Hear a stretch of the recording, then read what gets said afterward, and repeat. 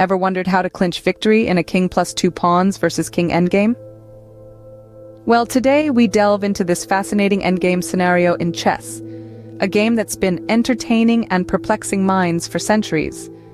To start with, it's crucial to understand the key players here: 2 kings and 2 pawns.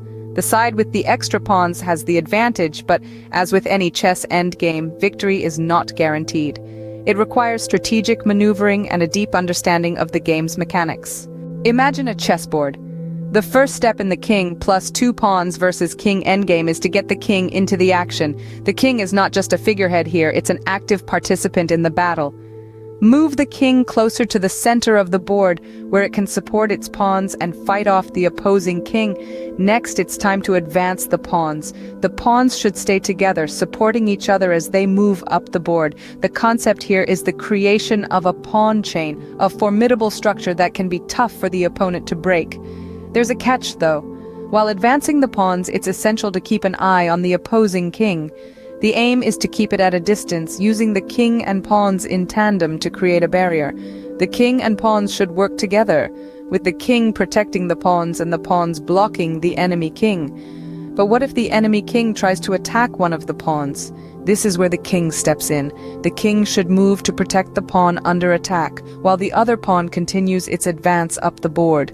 This is a delicate dance, a balancing act of attack and defense. Now imagine reaching a point where one pawn has advanced to the 7th rank, one square away from being promoted to a queen.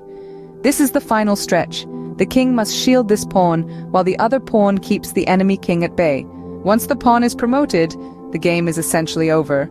To summarize, the King+2 Pawns versus King endgame revolves around 3 key points. First, the active role of the king, which should be in the thick of the action, supporting its pawns and warding off the enemy king. Second, the importance of the pawn chain, with the pawns supporting each other as they march up the board. And third, the crucial balancing act of attack and defense, with the king protecting its pawns while keeping the enemy king in check. Remember, in chess as in life, every piece has a role to play, and understanding these roles can be the key to victory. So take these strategies, practice them, and soon you'll be mastering the King+2 Pawns versus King endgame. Happy gaming!